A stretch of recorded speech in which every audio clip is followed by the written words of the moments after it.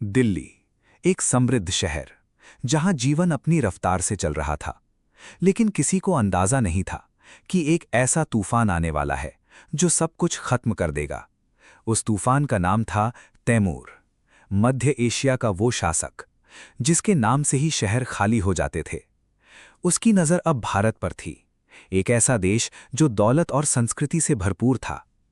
तैमूर ने अपनी विशाल सेना के साथ भारत की ओर कूच शुरू किया।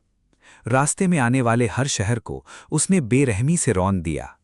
लूटपाट, आगजनी और नरसंहार, उसकी सेना सिर्फ एक काम जानती थी, तबाही। और फिर वो दिन आ गया।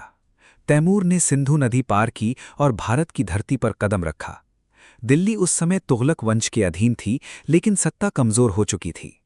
जब तैमूर की सेना दिल्ली के करीब पहुंची तो डर पूरे शहर में फैल गया। लोग अपने घर छोड़कर भागने लगे। हर तरफ अफरा तफरी मच गई।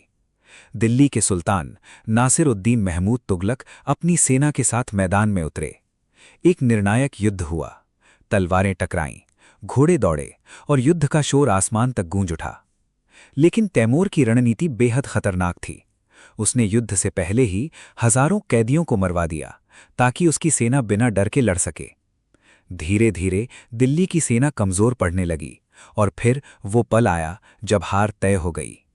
तैमूर ने दिल्ली पर कब्जा कर लिया, लेकिन असली खौफ अब शुरू हुआ। अगले कई दिनों तक दिल्ली में सिर्फ एक ही चीज हुई, नरसंहार।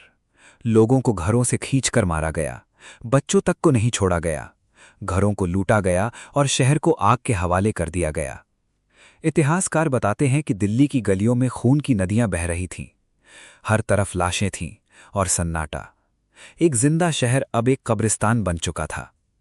तैमूर ने जो किया वो सिर्फ एक हमला नहीं था, वो इंसानियत के खिलाफ एक अपराध था।